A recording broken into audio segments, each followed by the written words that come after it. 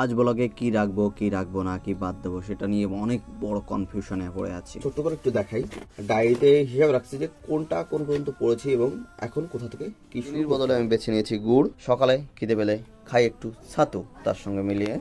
পড়ার মাঝখানে ছোট্ট একটু কাজ করে নিলাম। গতকাল এক্সারসাইজ করে প্রচন্ড পরিমাণে ব্যথা হয়েছে পায়ে, বাট আজকে কতটুকু কি করতে পারবো জানি না।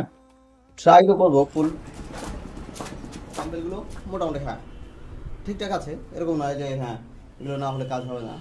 তার থেকে ভালো দেখো মনোযোগ করার ফলে আমার ভিতরে বেশ কিছু পরিবর্তন এসেছে। এরকম না যে হ্যাঁ আমি বেশ ধার্মিক হয়ে গেছি, কিন্তু হ্যাঁ নিয়মের মধ্যে থাকলে পারে অনেক নিয়ম মানতে হয়।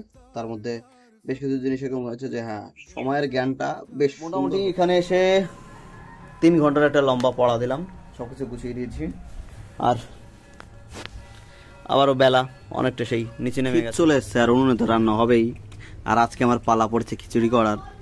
মোটামুটি আমি তো খিচুড়ি ভালোই খাই, এখানে ভালো রান্নাও করতে পারি, চাপ নেই। হোক ধীরে ধীরে, পরে বলবো। অবশ্য আজকে খিচুড়িতে পেঁয়াজ দিচ্ছি। কেমন আছে কোকা? অনেক ভালো। অনেক ভালো। আর কি দেবো? হাই বেশি খেতে পারি না। প্রতিদিন যদি এমন খিচুড়ি হতো তাহলে তো কোনো অসুবিধাই ছিল না আমার। বড়রাকে সবাই ইউজ করতে পারে জানি না, মেয়ের আবদার কিনলো, মোটামুটি ভালো। যেন মশা ডাকছে।